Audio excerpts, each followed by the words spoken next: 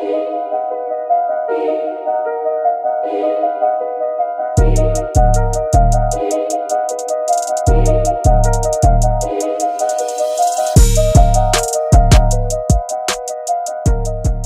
amigos de Mirada Profunda, este espacio de periodismo sin compromisos, bienvenidos, con la grata noticia de que nos acompaña Adrián Salvucci. Usted lo conoce muy bien, estuvo con nosotros hace apenas unos días. Él es un estudioso de la historia, de la geopolítica y por supuesto también colaborador activo en distintos medios de comunicación. Adrián, qué privilegio. Un verdadero gusto, realmente el gusto es mío, Jorge, es un placer y te agradezco mucho esta nueva invitación. Y es verdad lo que tú dices en alguna medida que creo que también es aplicable a ti. Yo soy un trabajador que trato de aportar la experiencia de vida. Y te hago una pequeña, muy pequeña aclaración.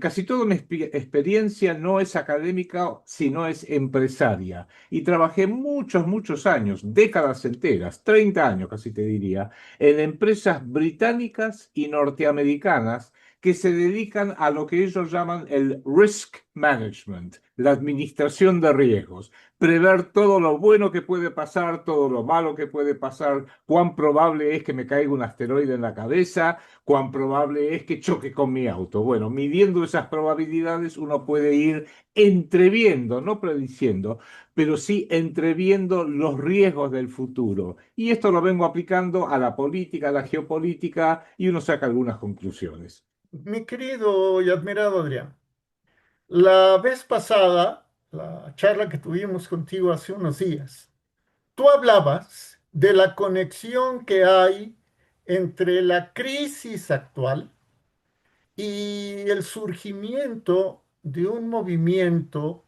jasídico hace ya algunos ayeres, de cómo el hasidismo, si se me permite la expresión, es antecedente del movimiento judaico ashkenazi y cómo el movimiento ashkenazi se ve reflejado en el sionismo y cómo la secta Chabad Lubavitch está en la cúpula, por lo menos en apariencia, del sionismo dominante hoy. Apenas hace 2, 3 días, el presidente de los Estados Unidos, Donald Trump, estuvo en la Chabad Lubavitch y dirigió un mensaje.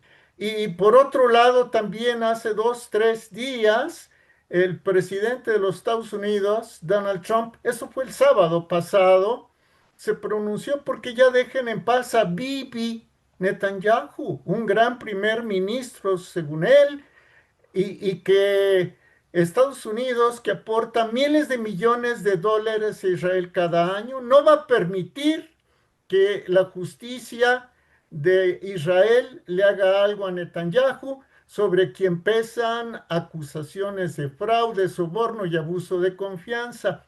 Entonces, pues uno llega a la conclusión de que no es teoría de la conspiración, es conspiración de la teoría, querido Adrián. Absolutamente, lo has definido muy bien. Mira, este es un tema que hay que abordarlo con mucho cuidado, con mucho tacto, porque debido a los esquemas de propaganda, a las estrategias de propaganda y de guerra psicológica que un sector de la comunidad judía muy vinculado al sionismo viene llevando adelante desde hace muchas décadas, desde principios del siglo pasado, hoy es muy difícil criticar, debatir y hablar sobre ciertos aspectos del judaísmo. Si uno lo hace, lo más probable es que alguno de los militantes defensores del Estado de Israel, o militantes defensores de ciertas corrientes judías, o militantes defensores del sionismo, te acusen automáticamente esa palabra mágica terrible que es antisemitismo. Entonces yo lo que vengo haciendo, justamente para que no vaya a ser que uno termine acusando o criticando injustamente, yo hago siempre una diferenciación entre cuatro categorías que hay que tenerlas muy distinguidas. Están integradas, es verdad, pero son diferentes. Uno es la comunidad judía planetaria. A nivel planetario, según propias cifras de las organizaciones sionistas y del propio Estado de Israel, estamos hablando de no más de 17 millones de habitantes. Si le agregamos que también la ley de retorno a Israel permite que vayan cónyuges, familiares, familia política, en total ellos hablan que hay unos 30 millones de personas judías y parcialmente judías que si quisieran y pidieran ir a vivir a Israel, la ley del retorno se lo permitiría. 30 millones. Ahora bien, en el planeta Tierra somos 8.000 millones. La proporción entre 30 millones que podríamos considerar los judíos puros o semipuros y los 8.000 millones de habitantes del planeta Tierra, estamos hablando que el 0,3% de la población mundial es judía. Con lo cual, la conclusión es obvia, el 99,7 no lo somos. Eso es en primer término que hay que tenerlo presente. Población muy pequeña, bastante dispersa, porque están en Israel, están en Estados Unidos, en ciertos países de la Unión Europea, están en México, hay muchos en Argentina y en el Brasil, pero están bastante limitados en distintos sectores. Segunda categoría que es importante tenerla muy, muy en clara, la religión judía. No es una religión de 5.700 años, como dice su calendario, en realidad es una religión que se puede rastrear a 3.700, 3.800 años en el pasado, muy ligada a lo que hoy es Palestina, partes de Jordania, partes del Líbano, a esa zona geográfica, donde había, según la Biblia, 12 tribus originales con una historia muy compleja, fueron perseguidos por los babilonios, fueron perseguidos por los romanos, por supuesto, y llegamos a nuestros días porque en el año 70 después de Cristo estaban colonizados por los romanos y el emperador Tito Augusto los expulsó totalmente de Palestina y quemó el templo, el segundo templo. El primer templo lo quemó Nabucodonosor hace como 3.000 y pico de años. El segundo templo lo arrasó junto con toda Jerusalén, o buena parte de ellos, el emperador Tito Augusto, y hoy uno de los sueños de la comunidad judía es reconstruir el tercer templo porque tiene ciertas implicancias babilónicas. Pero la religión judía, a mí al menos, que soy católico, apostólico romano, no me molesta, porque al contrariamente a algunas sectas, por ejemplo, sectas protestantes, que todos los domingos vienen a casa y nos golpean la puerta para convertirnos, quieren que seamos y nos hagamos protestantes o evangélicos o testigos de Jehová o algo así. El judaísmo en sí jamás te va a tocar la puerta, ni un viernes, ni un sábado, ni un domingo para convertirte. No, no lo va a hacer. No es una religión evangelizadora. Con lo cual, a mí por lo menos, segunda categoría, no me molesta en lo más mínimo. Tercer categoría, y acá entramos en el tema, la ideología fundamentalista del sionismo íntimamente ligada con la parte de la comunidad judía, que son los Ashkenazim, que son los judíos hoy en día oriundos de Alemania, de Polonia y de Ucrania, que en realidad no tienen nada que ver con las 12 tribus originales de los judíos de la Biblia. Tan es así que uno de los grandes pensadores que analizó esto a fondo es un historiador judío bueno,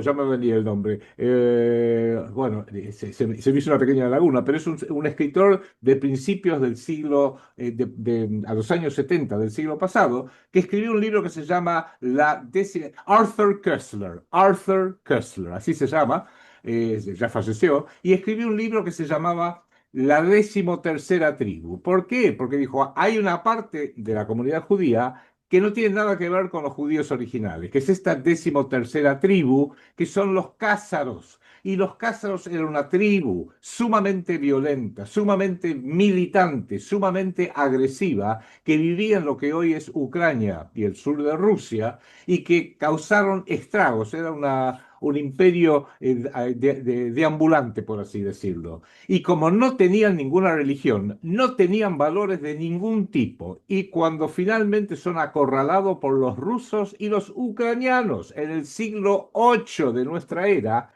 los obligaron a asumir una religión sí, sí o sí, porque les dijeron, ustedes no tienen valores, son asesinos, son violadores, son violentísimos, porque no tienen valores, porque no tienen religión propia. Entonces le dijeron los rusos de aquella época a los cázaros, o se convierten al Islam o se convierten al cristianismo. Y los cázaros dijeron, si nos convertimos al Islam vamos a ser súbditos del califato de Bagdad, y si nos convertimos al cristianismo vamos a ser súbditos de Constantinopla, y no queremos ni una cosa ni la otra. Entonces mandaron a buscar, esto es una leyenda en realidad, a un rabino muy docto de Córdoba, España, y el rabino le dijo, palabra más, palabra menos, bueno, pero yo soy el hermano mayor tanto de cristianos como de musulmanes. Y los cázaros, el jefe cázaro, el rey cázaro, le dijo, ah, ¿y ustedes qué son? Judíos. Bueno, entonces nos convertimos al judaísmo. Y este aquí que en el siglo octavo, siglo noveno de nuestra era, hace 1200 años, se convirtieron primero la dirigencia cázara y luego la totalidad del pueblo cázaro fue obligado a convertirse al judaísmo. A partir de ahí se quedaron en Ucrania, se pacificaron bastante, no totalmente, pero bastante, y como eran deambulantes, dejaron de deambular, se quedaron en lo que hoy es Ucrania y sur de Rusia, de ahí pasaron a los países, lo que hoy son los países bálticos, después pasaron a Polonia, y de Polonia finalmente pasaron a Alemania, a Eskenaz, como lo llaman ellos. Y en Alemania sí, mi opinión es que se basaron en la magia negra babilónica de cómo crear dinero de la nada, cómo inventar dinero de la nada, lo que ellos llamarían dinero fiat. Pero le fue muy bien. Son las dinastías que todos conocemos por sus apellidos, que son Eskenazi, por sus características físicas, que son Eskenazim, los Rothschild, los Warburg, los Bleichräder, todas las grandes dinastías financieras del siglo XVII, XVIII y XIX, hasta nuestros días, por supuesto.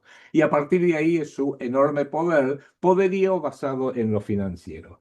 Y luego fundaron, el sionismo en sí es fundado por descendientes de los cázaros, que son los judíos ashkenazim, que llevan, digamos, esa característica muy metida en su sangre, en su genética, de una identidad con el judaísmo, pero que es una identidad, quizás por eso el fanatismo, del converso. Tú sabes que el converso siempre es mucho más fanático que el que nació en una religión originalmente. Y ahí es donde uno de ellos, un abogado muy inteligente del siglo XIX que se llamaba Teodoro Herzl, el Imperio Austrohúngaro, en realidad él era húngaro, pero su trabajo lo hizo en Viena, decide empezar a reunir a las comunidades judías en el centro de Europa que estaban siendo perseguidos. Los que estaban perseguidos y discriminados por los rusos, por los ucranianos, por los países bálticos, Lituania, Estonia, Letonia, Alemania no tanto, Polonia. En Polonia había unas persecuciones tremendas, en Francia había unas persecuciones tremendas, y dijo, bueno, voy a empezar a reunirlos a ver si los podemos mandar a un Estado propio, a una nación propia. Y con un amplio y generoso financiamiento de uno de estas grandes dinastías financieras, que era aunque lo hizo desde Francia, era una familia alemana que eran los von Hirsch, el barón von Hirsch, los reúne y les dice, bueno, ¿dónde los querés mandar? Y acá empieza, para ser totalmente honesto, una de mis preocupaciones. El primer lugar donde pensaron en hacerlos emigrar era la República Argentina. Ya es un tema que yo vengo tomando mucha nota. Es más, es así, es más. Teodoro Herzl escribe un libro que se llama Un Estado Judío, donde explica todo su planeamiento de reunir a todos los judíos que estaban siendo discriminados, perseguidos en todas partes de Europa Central, en un país. Y dijo, lo ideal sería en Palestina, porque la Biblia habla mucho de Judea, de Samaria, que están en lo que hoy es Palestina. Lo fue a ver, porque le hizo el contacto el barón von Hirsch, lo fue a ver al sultán del Imperio Otomano Turco y le preguntó, ¿me das Palestina? Y el sultán lo sacó rajando. Le dijo, de ninguna manera, retírese, usted está loco. Perfecto. Entonces empezó a decir, perfecto, si no puede ser en Palestina, y acá en su libro fundacional que se llama Un Estado Judío, hay un capítulo entero que es una pregunta, ¿Palestina o Argentina? Bueno, esto es 1896, 1897, 1898, él forma el primer congreso sionista, porque esa es la ideología, es el sionismo, en la ciudad de Basilea, y el sionismo empieza a ser ya no algo de la religión judía, aunque sí cercano a, sino es una ideología absolutamente política que con el tiempo se transformó en algo fundamentalista, violentísimo, y ya hoy lo podemos decir abiertamente porque es noticia de todos los días, genocida, donde lo que buscan, lo que consideran que son racialmente superiores a todo el pueblo árabe, entonces asesinar a cientos de miles, millones de palestinos, que esos sí son los verdaderos semitas, son poblaciones semíticas, como lo son los libaneses, como lo son los jordanos, como lo son los sirios, como son los iraquíes, como son los libios, los egipcios, auténticos semitas, pero los ashkenazim no tienen sangre semita. Por eso hay que mirar solamente el rostro del ministro de Finanzas de Benjamín Netanyahu, que se llama hoy Benzion Smotrich, y es un hombre pelirrojo, tez blanca, ojos verdes, no tiene nada de semita. Pero ellos pudieron inventar esta farsa, yo lo considero una farsa, una mentira monstruosa, de decir, el que se opone al Estado de Israel, el que se opone al sionismo, el que se opone al judaísmo, es un antisemita. Y es verdad, una parte, la parte original de la población judía, eran semitas, los sefardíes, los mizrahi vienen del norte de África, los sefardíes de España, cuando fueron expulsados y fueron por la reina católica, y quedaron en España, pero es solamente el 15% de la población y no son la clase dirigente. La clase dirigente es el otro 85%, que son Ashkenazim, que son el gobierno, por ejemplo, de Netanyahu, sin ir más lejos, y que son los que hoy manejan el sionismo a nivel planetario. De manera que, para hacer un pequeño, un redondeo, mi personal oposición no es hacia la religión, no es hacia una comunidad entera, que para cómo es una comunidad pequeña, sino hacia su ideología de supremacismo judío, supremacismo político, que es el sionismo, y su consecuencia catastrófica de 1948, que fue la creación del Estado de Israel, que hoy es un régimen absolutamente sionista y criminal. Y en esta ecuación, ¿cómo queda la secta Chabad Lubavitch? Bueno, tú sabes, sí que esa es tu original pregunta, pero me pareció oportuno hacer este pequeño desarrollo previo por lo siguiente. El sionismo político, que nace con Teodoro Herzl, nace con el primer congreso sionista de Basilea en Suiza a finales del siglo XIX, luego la historia va produciéndose lo que pasa, viene la Primera Guerra Mundial, antes de la Primera Guerra Mundial era más que evidente que esa guerra la iban a perder las potencias centrales, el Imperio Alemán, el Imperio Austrohúngaro y el Imperio Otomano Turco, que eran los dueños originales de lo que hoy es Palestina. Entonces, ya Inglaterra veía que ellos iban a ganar la guerra, Turquía la iba a perder, e hicieron la famosa declaración Balfour del 11 de noviembre de 1917, donde el canciller del gobierno de Su Majestad Británica le promete a los sionistas, cuando nosotros nos hagamos cargo de Palestina, con todo gusto te vamos a ceder un territorio para que formes el Estado de Israel. Y eso que todavía no habían ganado la guerra, pero no importa, ya la veían venir.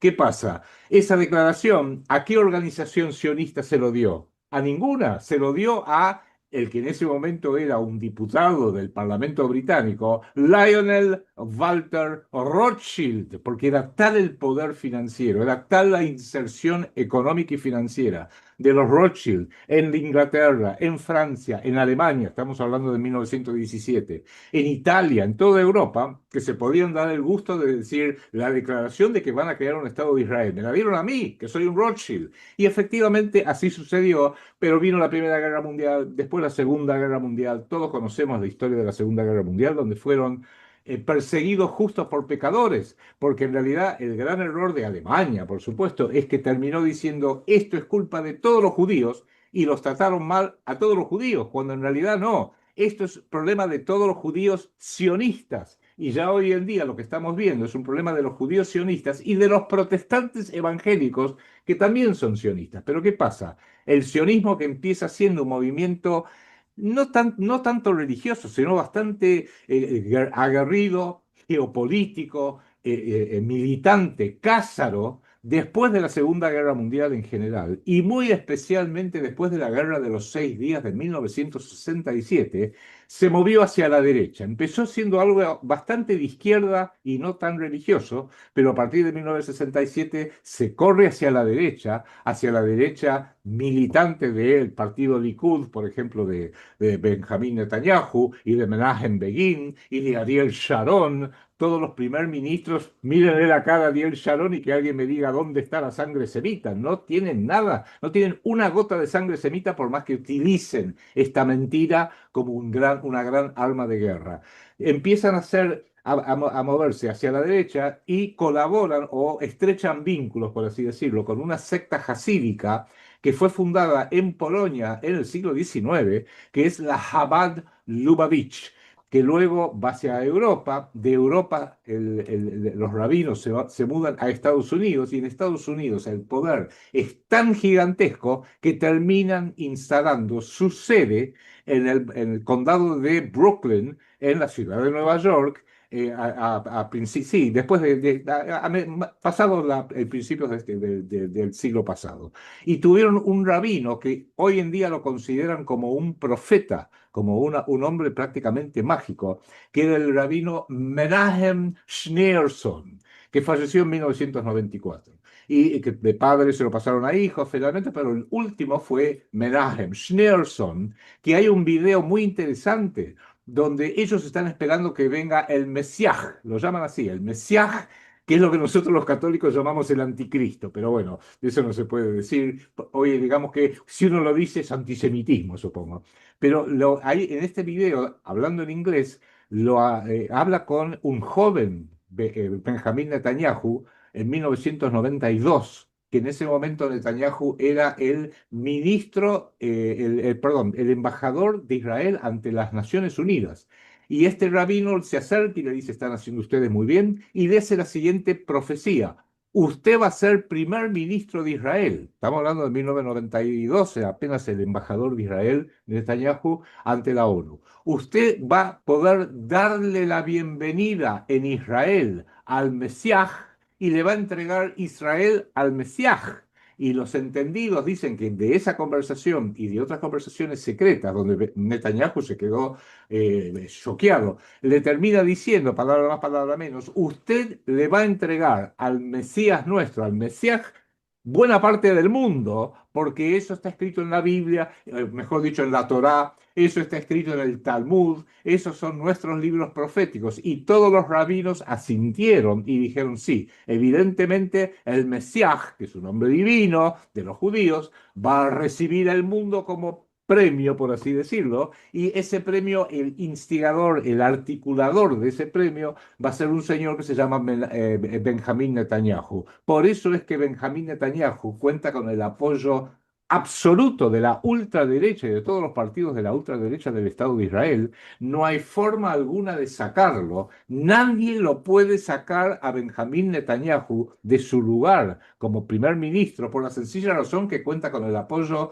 absoluto de todas las fuerzas sionistas, sean de derecha, de centro o inclusive a la izquierda. Y alguien tan poderoso, tan tremendamente poderoso como Donald Trump, tampoco lo puede sacar. Entonces, si no lo puede sacar Donald Trump, no lo puede sacar ningún líder europeo, evidentemente Donald Trump, para decirlo de una forma figurada, será el jefe máximo de Estados Unidos, pero Donald Trump tiene un jefe máximo que es Benjamín Netanyahu.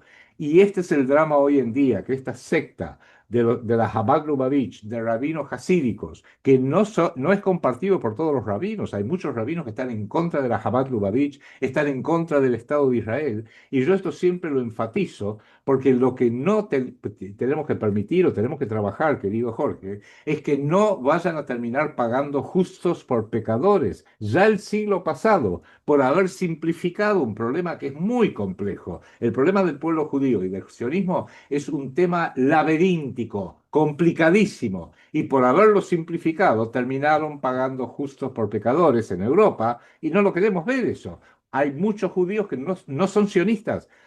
Es más, Joe Biden tiene una famosa entrevista que le hacen en Israel cuando todavía era senador en Estados Unidos. Dijo, no hay que ser judío para ser sionista. Yo soy sionista y él, sin embargo, formalmente católico. Y terminó diciendo algo así como, no todo judío es sionista, cosa que es una gran verdad, y no todo sionista es judío, cosa que también es una gran verdad. Él, por ejemplo, Donald Trump, que se convirtió al judaísmo, pero él nació como un protestante de la ciudad de Nueva York. En la Argentina tenemos un presidente que se ha declarado horriblemente judío, pero una cosa que es una aberración a la historia argentina y muestra el dinero cuando es aplicado a la política y a ciertas campañas políticas, las cosas que puede imponer, que un país que es 99% católico como la Argentina se le termine imponiendo, termine votando por la presión de la guerra psicológica a un presidente que representa apenas el 0,5% de la población, y hoy tengamos un presidente judío que dijo en una entrevista, todo lo que me falta es el pacto de sangre, o sea, el cortecito. Es una aberración. Lo mismo en México, que México, un país también cristiano en sus orígenes, somos dos hijos de España, México y Argentina, y que ambos tengamos en la máxima estamento la presidencia de la nación a alguien del pueblo judío, es realmente, da para pensar, alguien lo tiene que empezar a pensar y debatir. Lo mismo en Ucrania, antes de la guerra esta terrible que ha matado millones de ucranianos y rusos,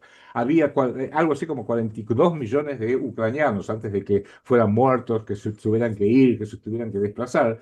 Y sin embargo, el judaísmo representa 0,5% de la población de Ucrania, pero por esas cosas de la vida y del dinero, los ucranianos tienen un presidente miembro de la colectividad judía. Entonces yo digo, Argentina, México, Ucrania, ¿qué es lo que hay que los hace tan enormemente poderosos? Y aunque de distinto estilo, el señor Volodymyr Zelensky, tampoco no hay nadie que lo pueda remover. Se peleó, lo retó fuertemente Donald Trump hace unos meses apenas en el Salón Oval en la Casa Blanca. Usted va a empezar la Tercera Guerra Mundial, usted es terrible y se quedó ahí chiquitito, quietito, como un nene que se deja retar por el maestro.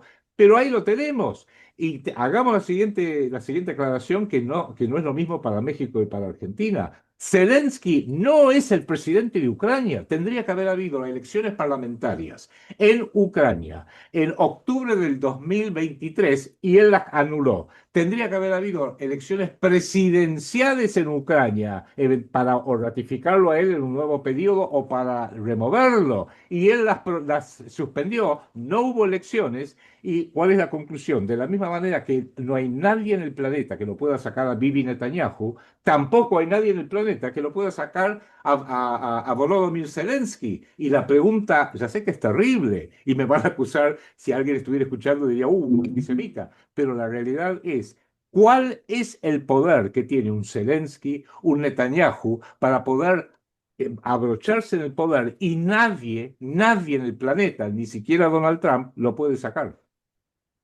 El poder del sionismo. Bueno, eso es ese es el tema que creo yo que es la misión mía y sé que también es la misión tuya. Empezar a explicarle a la gente qué es el sionismo para que lo entiendan y para que no caigan presa de esta estupidez, porque lo he escuchado al propio presidente George Bush decirlo en su momento. Atacar Israel y atacar el sionismo es lo mismo, es antisemitismo. No. No, no. Atacar a un individuo o una comunidad como la comunidad judía, atacarlos a todos, ¿por qué? Porque son judíos, eso es un delito, es una estupidez. Atacar a una religión, bueno, ya hoy en día, en pleno siglo XXI, atacar a una religión porque no es la mía, es más que una estupidez, es una idiotez total.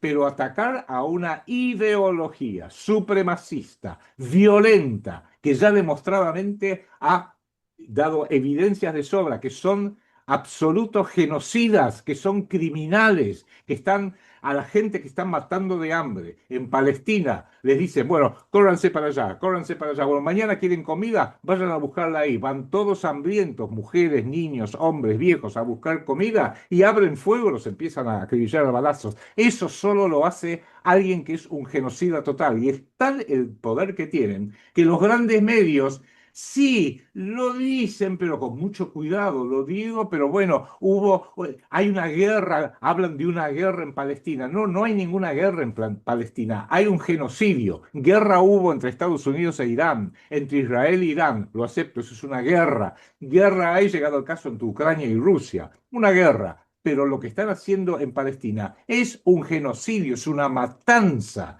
y hay que repudiarla y hoy en día no se puede hacer, no se puede debatir toda esta temática, no se puede debatir y cierro con esta idea nada más, que tanto que se habla de la democracia, en la Argentina, por ejemplo, la democracia, etcétera, ¿cómo se explica que una parte tan chiquitita de una población tenga tan inmenso poder que en última instancia el poder que ejercen sobre la política, la geopolítica, los grandes medios de prensa, los bancos, la economía en general, es el poder del dinero. ¿Y desde cuándo el dinero da razón y desde cuándo el dinero es democrático? Bueno, son todos los temas que hay que poner en la mesa de debate y no se puede porque todos tienen miedo, seas un periodista, seas un empresario, seas un vecino, de que te digan, ah, usted es un antisemita. Yo tuve dos demandas penales de la Delegación de Asociaciones Israelíes en la Argentina, la DAIA, que viene a ser AIPAC aquí en Argentina, porque no le gustaban que yo escribía artículos para RT, para Russia Today, hace unos años,